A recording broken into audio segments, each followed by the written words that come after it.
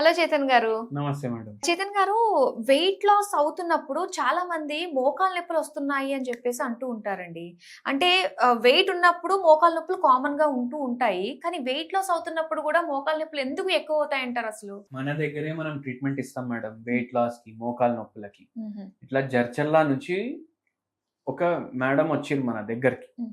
అయితే మోకాలు నొప్పులు ఆమెకి గ్రేడ్ 3, గ్రేడ్ 4 మధ్యలో ఉండే. హుహు. మీరెంత తొందరగా ఆపరేషన్ చేపించుకుంటే అంత మంచిదమ్మా. హ్మ్. కొన్ని రోజులు పని నడిపిస్తుందంటే నడిపించుకోండి. 6 నెలల తర్వాతనో, సంవత్సరం తర్వాతనో, 2, 3 సంవత్సరాల తర్వాతనో మీకు చాలా ఇంకా భరించలేకపోతున్నారంటే రండి మేము చేసేస్తాం అని ఆల్రెడీ వాళ్ళకి జెప్పిండ్రు. హ్మ్. అయితే మన దగ్గరికి వచ్చిండ్రు. హ్మ్. 12 ఏండ్ల నుంచి మోకాలు నొప్పులున్నాయి. అబ్బా! హ్మ్. అయితే మనం ఒక్కటే అడిగినాం. హ్మ్. బరువు ఒక 15 ఏండ్లకెళ్ళి పెరుగుతుందా? హ్మ్. హ్మ్. అవును సార్ పెరుగుతుంది. దాని తర్వాత మోకాలు నొప్పులొచ్చినాయా? హ్మ్. వచ్చినాయి. ఈ బరువు పెరగడం కన్నా ముందు గర్భసంచి తీపిచ్చుకున్నారా అనేసి అడిగినా. హ్మ్. అవును సార్ తీపిచ్చుకున్నాం అన్నారు. ఓకే. ఎందుకంటే ఇట్లా బ్లీడింగ్ ఆగట్లేదు, ఓహ్! టైంకి అయితలేదు, ఎక్కువ బ్లీడింగ్ అయితుంది. హుహుహు. అందుకే తీపిచ్చుకున్నాం. దీన్ని హిస్టెక్టోమీ అంటారు. ఓహ్! గర్భసంచిలో ఏమైనా పుండొచ్చినా, లేకపోతే ఏమైనా ప్రాబ్లమ్ వచ్చినా, బ్లీడింగ్ ఎక్కువ అయితున్నా, వైట్ డిశ్చార్జ్ అసలు కంట్రోల్ అవ్వకపోవడం వల్ల హ్మ్. తీపిచ్చుకుంటారు. హుహు. తీపిచ్చుకున్న తర్వాత ఏమైతదంటే, ఇప్పుడు గర్భసంచి, ఓవరీస్ హ్మ్. 2 ఉంటాయి. హ్మ్. ఇవి తీపిచ్చేసినంక చాలామంది ఈ మధ్య మీరు గూడా వింటూనే ఉంటారు. హ్మ్. మీ పిన్ని వాళ్ళు గాని, లేకపోతే మీ అత్తయ్య సైడ్ వాళ్ళ చుట్టాలు గాని, "అరే! మాకిట్లా గర్భసంచిలో ప్రాబ్లమ్ అయింది తీపిచ్చుకున్నామనేసి." వెరీ కామన్‌గా ఆ! అండి. ఆ! వెరీ కామన్ గదా! అవును. అయితే దాని వల్ల పోస్ట్ మెనోపాజల్ ఆర్థరైటిస్ అనేది ఒకటుంటది. అంటే ఓహ్! ఏంది అంటే, ఏదైతే పీరియడ్స్ ఆగిపోతాయి గదా! హ్మ్. దాని తర్వాత కొందరు లేడీస్‌కి కొన్ని ఏండ్ల తర్వాత ఆర్థరైటిస్ ఒస్తది. ఓకే. ఎందుకు హార్మోన్స్ చేంజ్ అయిపోతాయి హ్మ్. బాడీలో. మేల్ హార్మోన్స్ పెరిగిపోతాయి. ఫీమేల్ హార్మోన్స్ తగ్గిపోతాయి. ఓకే. దానివల్ల పోస్ట్ మెనోపాజల్ ఆర్థరైటిస్ ఒస్తది ఓహ్! కొందరికి. ఓహ్! ఈ పేషెంట్ ఏజ్ వచ్చేసి 54 55 ఉండే. హ్మ్. బరువు ఏమో ఎక్కువుండే. హ్మ్. 15 ఏండ్లు బ్యాక్ ఏమో తీపిచ్చేసిండ్రు. హ్మ్. అంటే ఎంత అప్పుడు ఏజ్ 38 40 ఉండే. హుహు.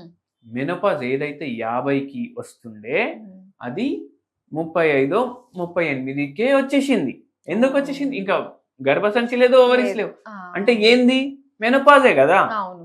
50కి అయిందనుకోండి. ఓకే. 65కో, 70కో ఆర్థరైటిస్ వస్తది. హ్మ్. కానీ మనం ఇక్కడ మొత్తమే తీసేసినాము. అవును. దాంతోటి హార్మోనల్ ఇంబాలెన్స్ గూడా అయిపోయింది. హ్మ్. మెనోపాజ్ అయితే ఓవరీస్ పోవు. ఇక్కడ హుహు. ఓవరీస్ గూడా ఎళ్ళిపోయినాయి గదా! హ్మ్. అవును. అయితే ఏమైతది? అది 70కి వచ్చే ఆర్థరైటిస్ 35లోనే తొందరగా 40లోనే వస్తుంది. 40కి వచ్చేస్తది. హ్మ్. బరువు పెరిగిపోతది బాడీలో. హ్మ్. ఇప్పుడు కొందరు ఏం చేస్తారు? స్టెరాయిడ్‌లు వాడతారు. హ్మ్. అయితే వాళ్ళకు డాక్టర్లు చెప్పేసి ఇస్తారు. అరే! ఇట్లా స్టెరాయిడ్‌లు వాడడం వల్ల మీకు బరువు కొంచెం పెరగొచ్చు. హ్మ్. కానీ మీ శరీరం యాక్టివ్‌గా ఉంటుంది. మీకు నొప్పుల ప్రాబ్లమ్ ఉన్నా ఇట్లా మీ శరీరం కొంచెం మీకు మంచిగా అనిపిస్తది. ఆ! కానీ దీనికి చాలా సైడ్ ఎఫెక్ట్‌లు గూడా ఉంటాయనేసి చెప్పేసి ఇస్తారు. హ్మ్. కానీ ఈ హార్మోన్స్ ఉంటాయి గదా! మేల్ హార్మోన్స్ గాని, ఫీమేల్ హార్మోన్స్ గాని హ్మ్. ఇవి స్టెరాయిడ్‌లు. ఓకే. దీనివల్ల ఏమైతది? ఇవి ఇంబాలెన్స్ అయితాయి. హ్మ్. ఇంబాలెన్స్ అయితే ఇట్లా ప్రాబ్లమ్ అయితది. హుహు. ఈ పేషెంట్‌కి గూడా అట్లా అయింది. హుహు. సార్ నేను 5 నిమిషాలు గూడా నిల్చోలేకపోతున్నా. హ్మ్. మా చుట్టాలింట్లో ఫంక్షన్ ఉంటది. ఇప్పుడు మహబూబ్‌నగర్‌లో ఫంక్షన్ ఉంది. హ్మ్. లేకపోతే అచ్చంపేటలో ఫంక్షన్ ఉంది. లేకపోతే నల్గొండలో ఫంక్షన్ ఉంది. నాకు పోవాలంటే సిగ్గు అనిపిస్తుంది. హ్మ్. పోలేరు అని గాదు. మా దగ్గర బండుంది, డ్రైవర్ ఉన్నాడు అన్నీ ఉన్నాయి. కానీ పోవాలంటే నాకు సిగ్గనిపిస్తుంది. "ఏందే నీకేమైంది? హ్మ్. చెప్పు ఇట్లా ఎందుకు అయిపోతున్నావు? హ్మ్. ఆ! ఇంత అబ్బా! నీ బాధ మేము భరించలేకపోతున్నాం" అనేసి సింపతి చూపిస్తున్నారు నాకు. హ్మ్. అది నాకు నచ్చలేదు. అందుకే ఈ ఫంక్షన్‌లొద్దు, ఈ గోల వద్దు, మొత్తం నేను ఏడికెళ్తలేను. హ్మ్. దీంతోటి ఏమైపోయింది పేషెంట్‌కి ఒక లోన్‌లీనెస్ స్టార్ట్ అయితది. హ్మ్. లోన్‌లీనెస్ అంటే ఒంటరితనం. అవును. నేను ఈడ ఎళ్ళలేకపోతున్నా. ఆడికి పోతే వాళ్ళిట్లా అంటారు. జర ఫీలింగ్ వచ్చేస్తది గదా! హ్మ్. మళ్ళా దానికన్నా ముందు గర్భసంచిలో ప్రాబ్లమ్ అయింది. దానికన్నా ముందు ఏమైనా టెన్షన్ ఉందా అడిగినాం. హ్మ్. ఇప్పుడు ప్రాబ్లమ్ ఏంది? గర్భసంచిలో రోగం రావడం. ఆ రోగం ఎందుకొచ్చిందో ప్రాబ్లమ్ మనం అడగడం. ఓకే. హ్మ్. అవును సార్. మా బాబు కొంచెం మాతోటి మాట్లాడడం బంద్ జేషిండు. దానికి కూడా మనకి గర్భసంచిలో ప్రాబ్లమ్ ఒస్తది. అలాంటి స్ట్రెస్‌కి కూడా మనకి ఇందులో ప్రాబ్లమ్ ఆ! ఉంటుందా? అబ్బా! ఒస్తది. అయ్యో! హాస్టల్‌లో ఏసినాం అప్పుడు. ఆహా! మాటలే బంద్ జేషిండు. ఓకే. ఎంత బాధ ఉంటది. దాంతోటి ఇది వచ్చింది. సరే ఆయన హాస్టల్ అయిపోయింది. 10థ్, ఇంటర్ ఏదో అయిపోయింది. దాని తర్వాత మళ్ళా ఇంటికొచ్చేసిండు. కానీ రోగం అయితే ఉండిపోయింది కదా. అవును. ఎంతమంది వేయరు పిల్లల్ని హాస్టల్స్ లో, ఉమ్, అందరు అరే చదువుకోనికి పోయిండు అనేసి జర లైట్ తీసుకుంటారు. ఉమ్, కానీ కొందరికి ఇట్లా బాధ ఇట్లా అయిపోతుంది, అరే ఇట్లా గొడవ అయింది, మాట్లాడతలేడు, ఎందుకు మాట్లాడతలేడు, జర దూరం ఎందుకు పెడుతుంది మాకు, ఉమ్. ఇట్లా అయిపోతుంది కదా. పోతే వాడు చక్కగా మాట్లాడకపోవడం, ఇట్లా బాధ, అమ్మ బాధ ఉంటది కదా, మీకు అవును. కూడా తెలుసు. ఉమ్. అయితే అట్లా బాధపడి గర్భసంచిలో ప్రాబ్లం ఓ. అవుతుంది. అంటే దీని వల్లనే అవుతుందని కాదు, కానీ ఇట్లా ఇలాంటి chances. ఆ, బాధ వల్ల ఇట్లా అవుతుంది.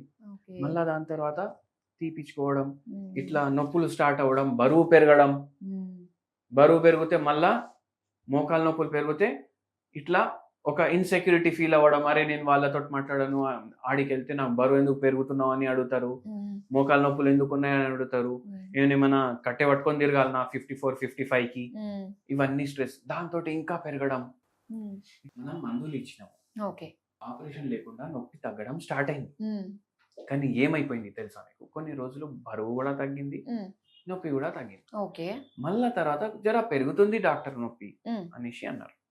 ఎందుకు పెరుగుతుంది, ఏమేమి తింటున్నారు అనేసి అడిగినాం. ఉమ్, ఇప్పుడు మనం ఏం చెప్తాం, మందు ఇస్తాం ఉమ్. బరువుకి, ఏమని చెప్తాం, ఎంత తినాలనిపిస్తే దానికి సగం తినండి, ఉమ్, ఏది తిన్నా ఇంట్లో తినండి, ఉమ్, మళ్ళా కొద్దిగా ఫ్రైడ్ ఐటమ్లు ఎక్కువ తినకండి. ఓకే.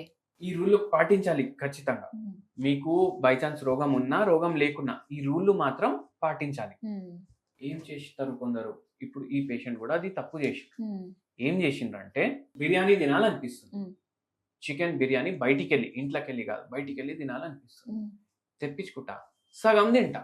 ఉమ్. బయటకు వెళ్ళి తెప్పిస్తే ఏముంటుంది, ఆర్టిఫిషియల్ ఫుడ్, అవును.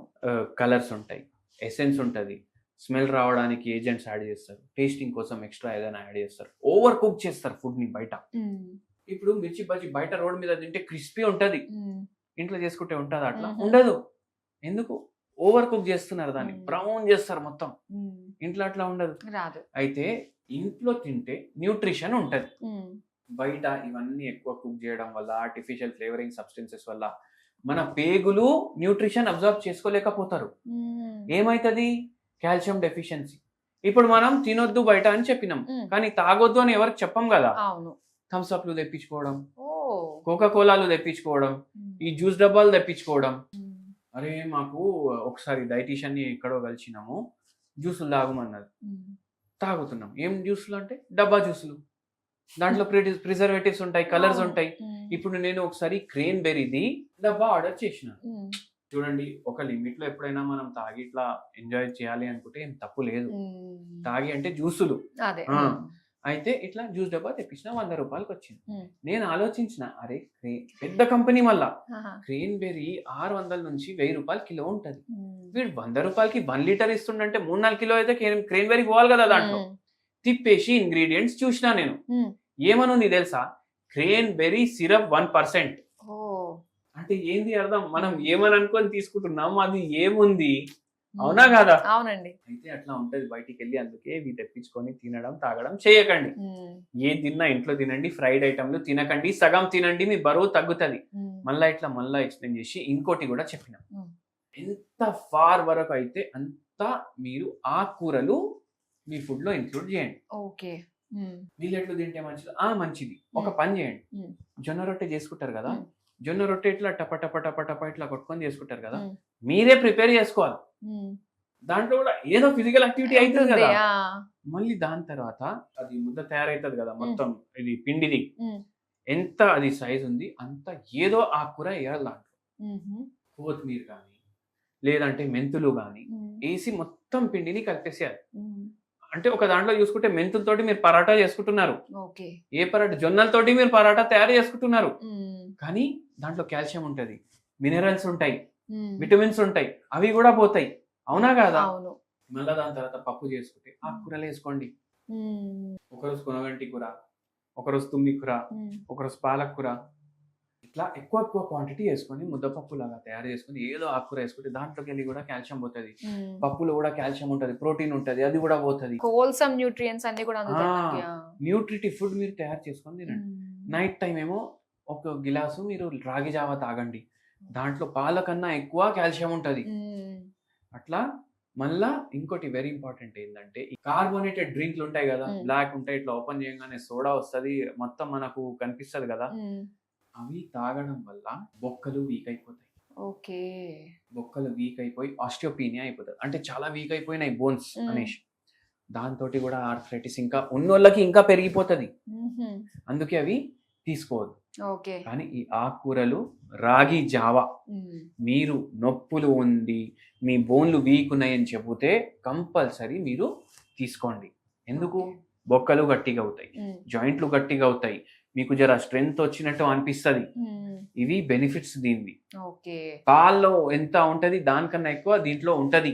బెస్ట్, ఇంకా న్యాచురల్ గా ఉంటుంది మనకి. అవును. క్యాలరీలు కూడా తక్కువ ఉంటాయి. Thank you so much doctor గారు, చాలా మంచి హెల్తీ డైట్ మాకు తెలియజేసినందుకు thank you so much. Thank you అండి.